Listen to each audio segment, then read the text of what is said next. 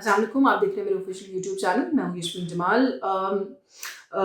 मरीम नवाज शरीफ साहिबा chief minister Punjab, उनका की तरफ से पंजाब गवर्नमेंट की तरफ से शाया करता एक दिन पहले फ्रंट पेज के ऊपर से पंजाब हुकूमत की खबरें और फिर उसके बाद एक 64 पेजेस का कलर्ड पेजेस का एडिशन, जिसके अंदर सिर्फ तस्वीर और कारकर्दगी और वो सारा कुछ जो है हमने देखा कि उसको बहुत नुमाया करने की कोशिश की। मैं सिर्फ समझने की कोशिश कर रही हूँ कि वो कौन लोग हैं जो ये मशवरे दे रहे हैं पंजाब हुकूमत को भी कि तशहीर अपनी इस तरीके से करें।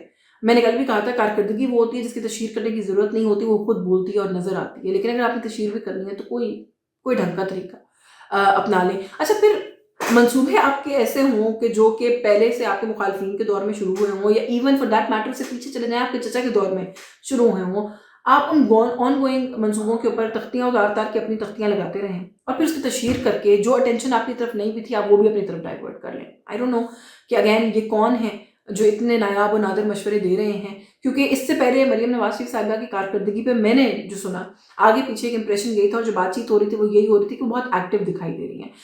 Obviously at the end of the day कहीं कुछ अरसे के बाद ही आप एनालाइज कर सकेंगे और बता सकेंगे कि अच्छा काम किया, बुरा काम किया, कैसी कारकर्दगी थी, but on the face of it वो as compare to other provinces और उनके चीफ मिनिस्टर्स वो लग रहा है कि वो शायद चीज़ों में इंटरेस्ट ले रही हैं।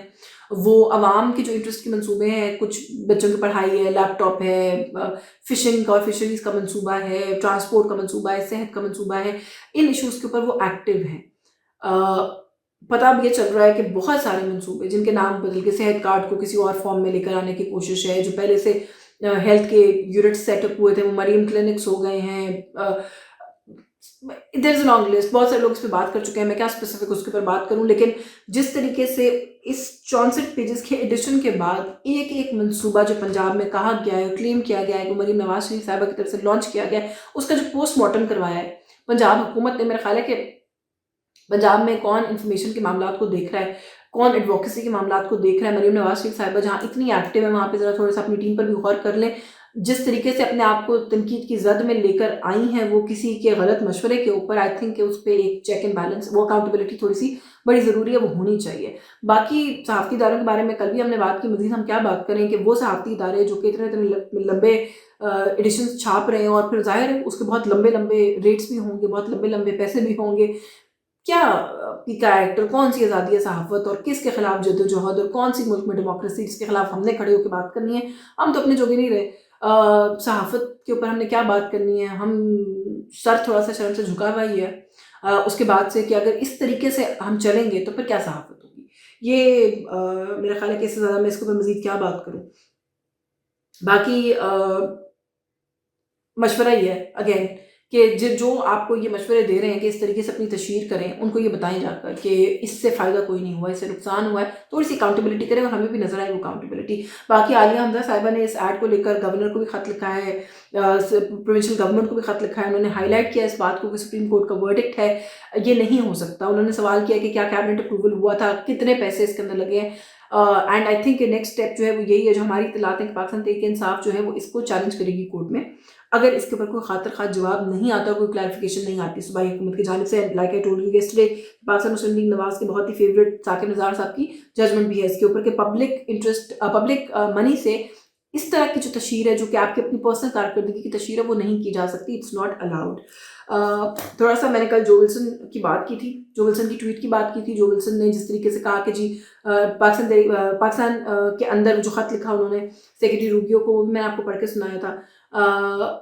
एक और उन्होंने आज कल ट्वीट किया रात में देर से, जिसके अंदर उन्होंने वो जो ड्राफ्ट जिसका मैंने कल जिक्र किया था कि वो कह रहे हैं कि मैं एक ड्राफ्ट जो है वो लिख रहा हूँ, बना रहा हूँ, और ड्राफ्ट जो है वो उसका जो एम है वो ये है कि पाकिस्तान के अंदर किसी भी किस्म की जो ह्यूमन राइट वायलेशंस के अंदर, जो पॉलिटिकल लोगों की परसिक्यूशन के अंदर इन्वॉल्व लोग हैं, यूएस के अंदर उनकी एंट्री का जो है वो एक प्रोसीजर होगा, तरीकाकार होगा, मुश्किल होगी या फिर वो बैन की जाएगी। तो उसका फर्स्ट ड्राफ्ट है, उसका थोड़ा सा एक चंक जो है वो उन्होंने अपने ट्विटर पे खुद शेयर भी कर दिया है। सो विच मीन्स के होक्स नहीं है, मजाक नहीं कर रहे थे, वाटर टेस्टिंग नहीं हो रही थी, वो छेड़खानी नहीं कर रहे थे हमारे साथ, वो सच, वो सीरियस है। तो इससे क्या फ़र्क पड़ता है, अमेरिका की किसी भी किस्म की जो इंटरवेंशन है या इंटरफेरेंस है हमारे कामों के अंदर, मैं उसकी सपोर्ट नहीं करती हूँ। लेकिन मैंने अभी थोड़ी देर पहले भी आज एक स्टेटमेंट देखी यहाँ पर हुकूमत के, आई थिंक ऐसे बात साबित है कि अगर कोई ये कह रहा है कि अमेरिका आके इमरान खान को यहाँ से लेकर जाएगा या छुड़वाएगा, तो ये एक मजाक है, अच्छी अच्छी क्वालिटी का मजाक है, ह्यूमर है अच्छा।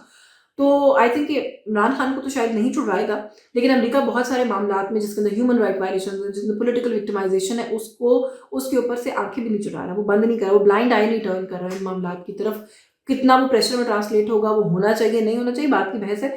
فی الحال آپ ان کے ریڈار پر ہیں، اس بات کو ذہن میں رکھیں، اس بات کو ڈینائی نہ کریں کہ ہم ان کے ریڈار پر نہیں ہیں یا ان کو کوئی فرق نہیں پڑ رہا.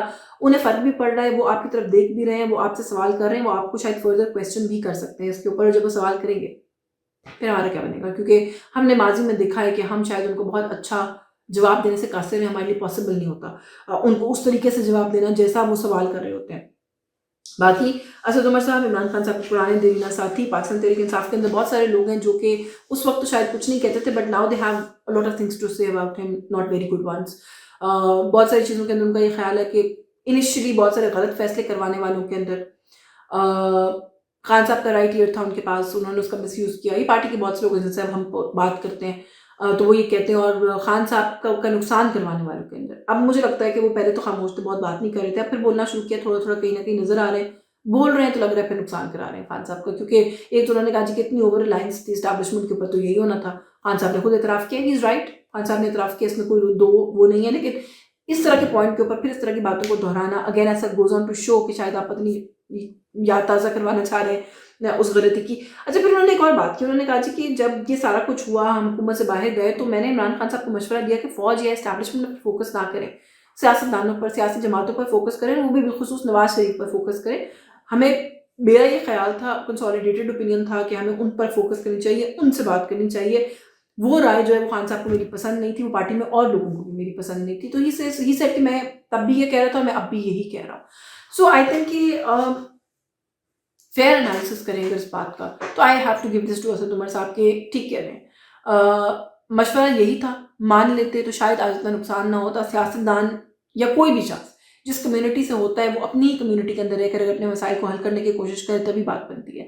اگر وہ اپنی کمیونٹی کو ڈس اون کر کے وہ کسی اور طرف، کسی اور پاور کوارٹرز کی طرف نظریں لگائے، تو پھر وہی ہوتا ہے جو کہ ہم دیکھ رہے ہیں کہ ہوا ہے. خان صاحب کا، پاکستان تحریک انصاف کا، ظاہر ایک پرسنل ڈیمیج کا بھی وہ پورا ہے، لاگ بک ہے ان کے پاس. وہ ڈیمیج کم ہے. اس ملک کا جو ڈیمیج ہو رہا ہے اس ملک میں سیاسی افراتفری کی وجہ سے وہ زیادہ ہے. سیاستدانوں سے بیٹھ کے بات کرنی چاہیے تھی، ابھی بھی کرنی چاہیے. اسٹیبلشمنٹ کی طرف تب بھی نہیں دیکھنا چاہیے تھا، اب بھی نہیں دیکھنا چاہیے. اگر آپ سمجھتے ہیں کہ اسٹیبلشمنٹ روٹ کاز ہے آپ کے ہر مسئلے کا، تو پھر آپ ان کی طرف کیوں دیکھ رہے ہیں؟ اگر آپ سمجھتے ہیں کہ یہ سیاستدان پارٹ اینڈ پارسل ہے اسٹیبلشمنٹ کے ساتھ، تو آپ یہ مت بھولیں کہ آپ بھی پارٹ اینڈ پارسل رہیں اسٹیبلشمنٹ کے ساتھ. آپ لوگ اگر مل کر اپنی ہی کمیونٹی کو کنونس کر لیں کہ آپ پارٹ اینڈ پارسل نہ بنیں، نہ ان کا ساتھ دیں، تو شاید بات آگے بڑھ سکتی ہے. اس پوائنٹ پہ ان کو کنونس کر لیں، ان جیسے نہ ہو جائیں، میں یہ نہیں کہہ رہی، لیکن پھر بھی اگر کنونسنگ کرنی ہے تو اگر there is any convincing to do تو وہ آپ کی اپنی کمیونٹی کے اندر ہے.